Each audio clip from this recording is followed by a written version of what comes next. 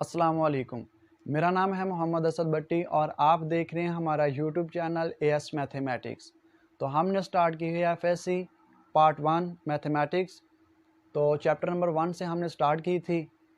Exercise 1.1 का question number 1 जो है वो हमने लास्ट लेक्चर में सॉल्व किया था। तो इसी लेक्चर में हम स्टार्ट करते हैं क्वेश्चन नंबर 2 से। तो क्वेश्चन नंबर 2 में वो हम name the property used in following, यानी ये जो हमें सेट दिए गए हैं इनमें जो प्रॉपर्टीज़ यूज्ड हुई हैं इनके नाम बताने हैं हमने। तो क्वेश्चन नंबर 1 देखते हैं हम। क्वेश्चन नंबर 1 में अगर सपोज करें ये हमारे पास ए है और ये बी है, तो क्या किया गया है A plus B equal to B plus A, यानी अगर ए को बी में जमा किया जाए या बी को ए में जमा किया जाए तो आंसर हमारे पास अगर सेम आए तो हम इसे बोलते हैं ये कम्यूटेटिव प्रॉपर्टी है हमारे पास। तो देखें अगर हम दोनों साइड पे एडिशन देखें तो आंसर सेम आ रहा है, तो इसे हम कहेंगे ये हमारे पास कम्यूटेटिव प्रॉपर्टी है।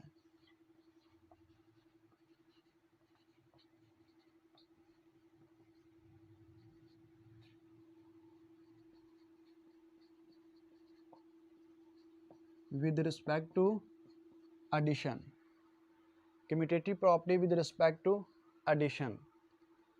तो ये हमारे पास 3 एलिमेंट हैं।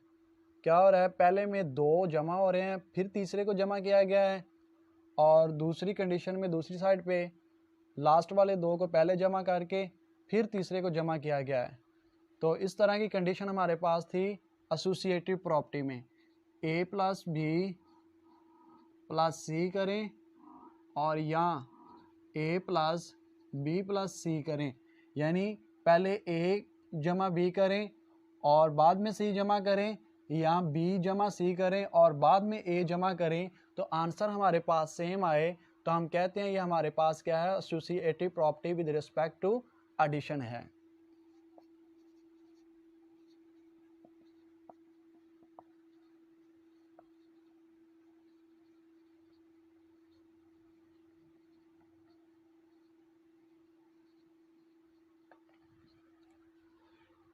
क्वेश्चन नंबर 3 भी हमारे पास क्वेश्चन नंबर 2 की तरह ही है।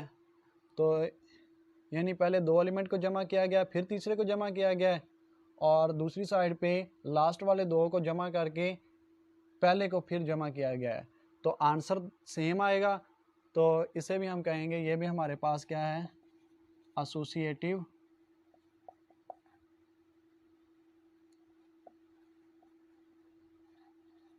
With respect to addition. तो हमने एक प्रॉपर्टी पढ़ी थी कि अगर किसी एलिमेंट के अंदर, किसी रियल नंबर के अंदर हम क्या करें, कोई ऐसा रियल नंबर जमा करें कि वापस आंसर हमारे पास वही रियल नंबर आए, तो उसे हम कहते हैं वो हमारे पास क्या है, आइडेंटिटी एलिमेंट है विद रिस्पेक्ट टू एडिशन। तो यहाँ पे क्या है, 0 इज आइडेंटिटी एलिमेंट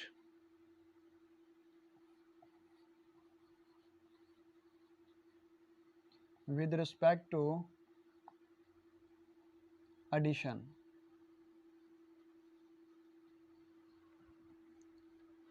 तो एक प्रॉपर्टी इस तरह की हमने और पढ़ी थी कि अगर किसी रियल नंबर को किसी ऐसे नंबर के साथ मल्टीप्लाई करें कि आंसर वापस वही रियल नंबर ही हमें मिले, तो हम कहते हैं ये हमारे पास क्या है, इसी रियल नंबर का मल्टीप्लिकेटिव आइडेंटिटी एलिमेंट है।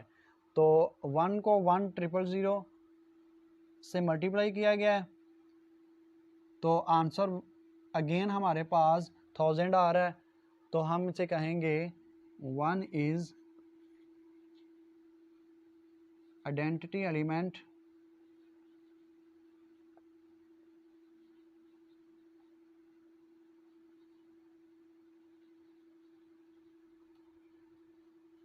With respect to multiplication. Next है हमारे पास 4.1 प्लस माइनस 4.1 इक्वल टू 0। तो इसी प्रॉपर्टी के बारे में हमने पढ़ा था कि अगर किसी पॉजिटिव नंबर को उसी नंबर के नेगेटिव नंबर के में ऐड कर दिया जाए तो आंसर हमारे पास जो है वो इक्वल टू 0 आए, तो इसी नंबर को हम एडिटिव इनवर्स बोलते हैं विद रिस्पेक्ट टू एडिशन। तो देखें 4.1 प्लस उसी नंबर का जो नेगेटिव नंबर है उसे ऐड किया गया इसमें, तो आंसर हमारे पास क्या आ रहा है, 0 आ रहा है। तो हम कहेंगे कि ये क्या है, एडिटिव इनवर्स हैं।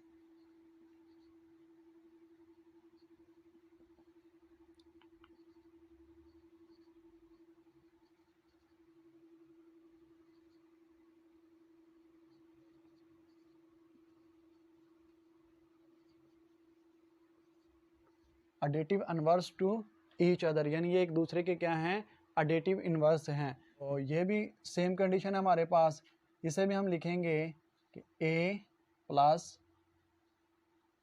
Minus A equal to 0। ये भी हमारे पास क्या है, additive inverse to each other. अगर a multiply b equal to b multiply a, यानी इन दोनों को मल्टीप्लाई करें तो हमारे पास आंसर सेम आए, तो इसे हम कहते हैं commutative property with respect to multiplication.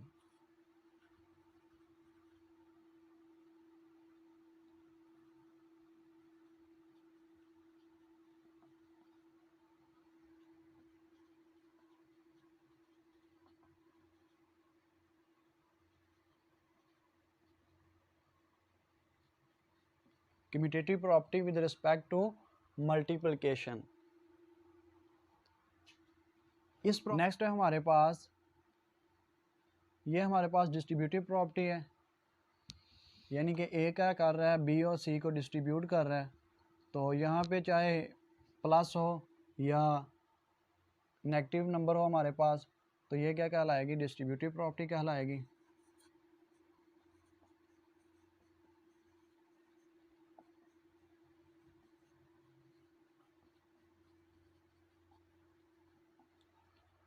तो ये भी सेम केस है, यहाँ पे z जो है वो इस साइड पे मल्टीप्लाई हो रहा है, तो x और y को क्या कर रहा है, डिस्ट्रीब्यूट कर रहा है। तो इसे भी हम कहेंगे ये भी हमारे पास क्या है, डिस्ट्रीब्यूटिव प्रॉपर्टी। नेक्स्ट है जी हमारे पास, ये हमारे पास क्या बन रही है, एसोसिएटिव प्रॉपर्टी बन रही है, यानी कि दो नंबर को पहले मल्टीप्लाई किया गया है, फिर तीसरे को मल्टीप्लाई किया गया है, तो आंसर दोनों साइड पे सेम आ रहे हैं। तो ये हमारे पास क्या है, associative with respect to multiplication. तो ये भी हमारे पास जो है डिस्ट्रीब्यूटिव प्रॉपर्टी बन रही है और ये तीन नंबर को डिस्ट्रीब्यूट कर रही है।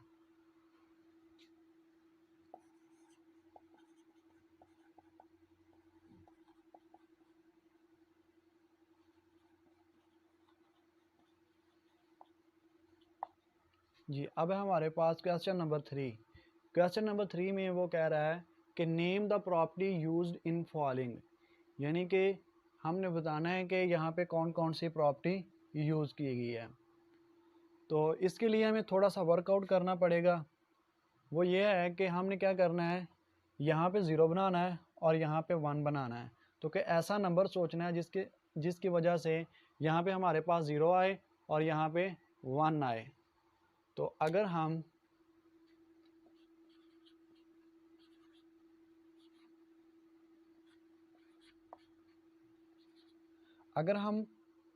-3 के अंदर +3 करें तो यहाँ पे हमारे पास क्या बन जाएगा, 0 बन जाएगा और यहाँ क्या बन जाएगा हमारे पास 1। तो हमने क्या किया, 3 को ऐड किया है, तो हम कहेंगे ये हमारे पास क्या है, एडिटिव प्रॉपर्टी है।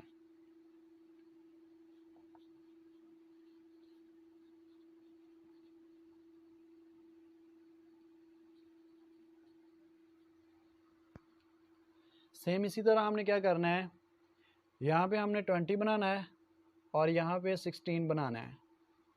तो किसी ऐसे नंबर से हम क्या करेंगे, वर्कआउट करेंगे। अगर हम -5 को क्या करें, -5 को मल्टीप्लाई करें 4 से और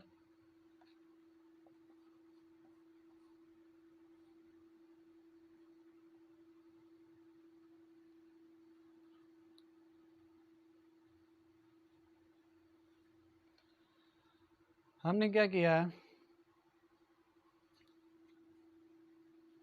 क्योंकि हमने बनाना था यहाँ पे पॉजिटिव का 20, तो हमने एक नेगेटिव नंबर से क्या किया, इसे मल्टीप्लाई किया है। तो जब भी किसी नेगेटिव नंबर से हम मल्टीप्लाई करते हैं तो यहाँ पे जो इनक्वालिटी का हमारे पास साइन है वो क्या हो जाता है, चेंज हो जाता है। तो ये साइन चेंज हो जाएगा। यहाँ पे इसकी डायरेक्शन लेफ़्ट साइड पे थी और इस साइड में क्या है, राइट में है। तो ये हमारे पास आएगा 20, 16। तो हमने क्या किया है, नेगेटिव नंबर से मल्टीप्लाई किया है इसे। तो जब भी किसी नेगेटिव नंबर से मल्टीप्लाई करते हैं तो जो हमारे पास इनक्वालिटी का साइन है वो क्या हो जाता है, चेंज हो जाता है।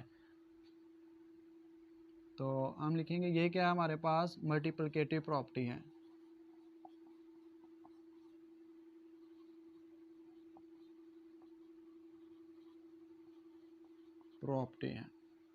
जी पार्ट 3 में देखें तो यहाँ पे क्या हुआ है, यहाँ पे साइन भी चेंज हो गया है और इनक्वालिटी की डायरेक्शन भी चेंज हो गया है।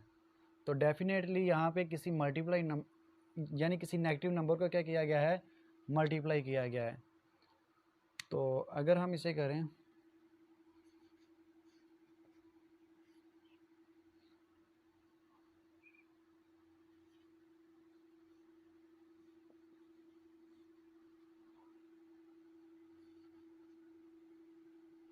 तो यहाँ पे जब किसी भी नेगेटिव नंबर से मल्टीप्लाई करते हैं तो इनक्वालिटी का साइन क्या हो जाता है, चेंज हो जाता है। यहाँ पे लेस देन था तो यहाँ पे क्या हो जाएगा, ग्रेटर देन।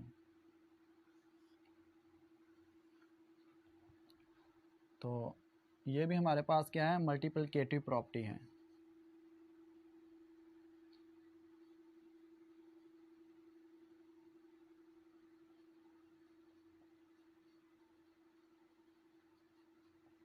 यहाँ पे हमारे पास बने -3 और यहाँ -5। तो हम क्या करेंगे, 1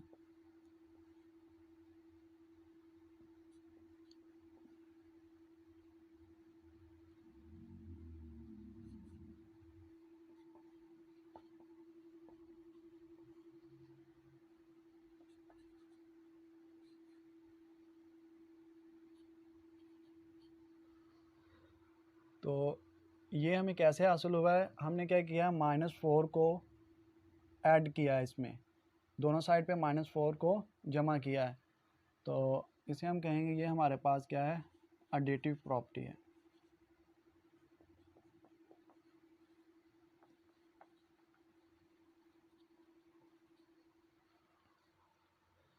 अब इसे हमने क्या करना है कि ये वाली फॉर्म इधर बनानी है।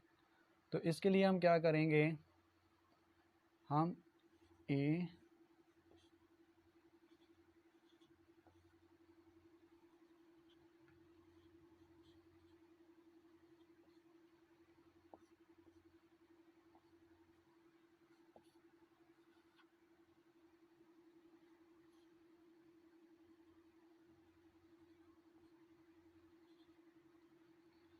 तो ये वाली ग्रेटर देन थी तो हम लिखेंगे साइन चेंज कर देंगे। तो यहाँ पे हमने ये वाली फॉर्म कैसे बनाई है, 1/AB को मल्टीप्लाई किया दोनों साइड पे। तो इसे भी हम कहेंगे ये हमारे पास क्या है, मल्टीप्लिकेटिव प्रॉपर्टी है।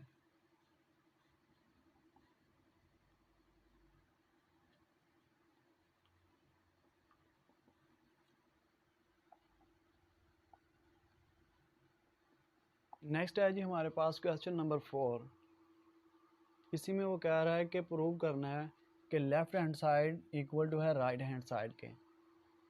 तो वैसे तो हम इसे एलसीएम की डायरेक्ट रूल से भी प्रूव कर सकते हैं, लेकिन यहाँ पे उसने कहा है कि हमने क्या करना है, प्रॉपर्टीज़ का यूज़ करना है। तो हम लेते हैं लेफ्ट हैंड साइड।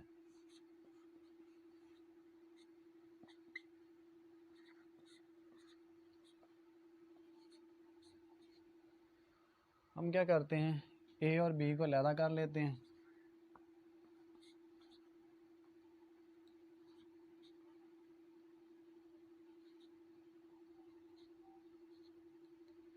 सी, अब इसमें से हम 1/c को कॉमन लेते हैं।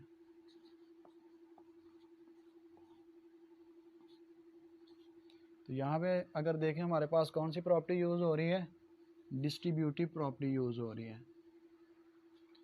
तो जब इसे मल्टीप्लाई करेंगे सी यानी left hand side equal to है राइट हैंड साइड के। तो यही वर्कआउट हमने इधर करना है। लेफ्ट हैंड साइड लेते हैं,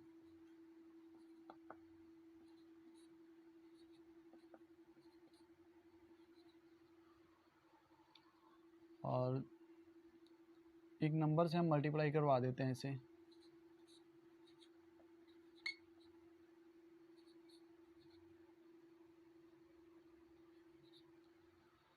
अब यहाँ पे हम क्या करते हैं, गोल्डन रूल का यूज़ करते हैं।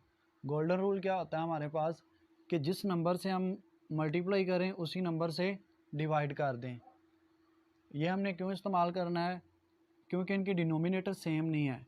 तो इनके डिनोमिनेटर को सेम करने के लिए हम गोल्डन रूल का यूज़ करते हैं कि जिस नंबर से मल्टीप्लाई करना है उसी नंबर से ही डिवाइड करना है।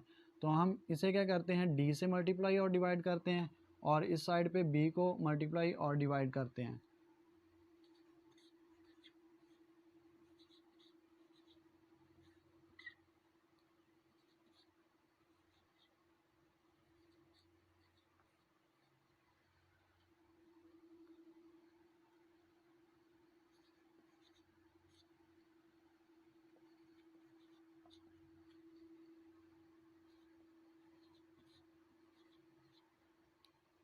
यहाँ पे हमने गोल्डन रूल यूज़ किया है।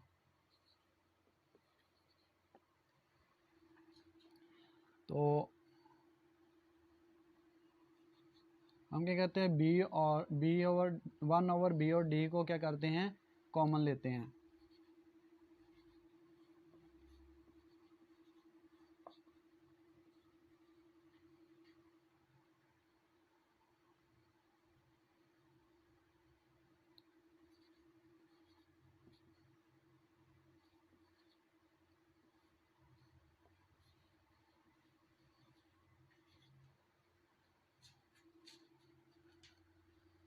ये हमारे पास डिस्ट्रीब्यूटिव प्रॉपर्टी बन गई है।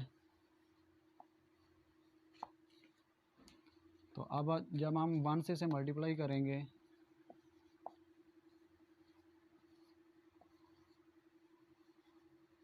तो हमारे पास आ गया left hand side equal to है राइट हैंड साइड के।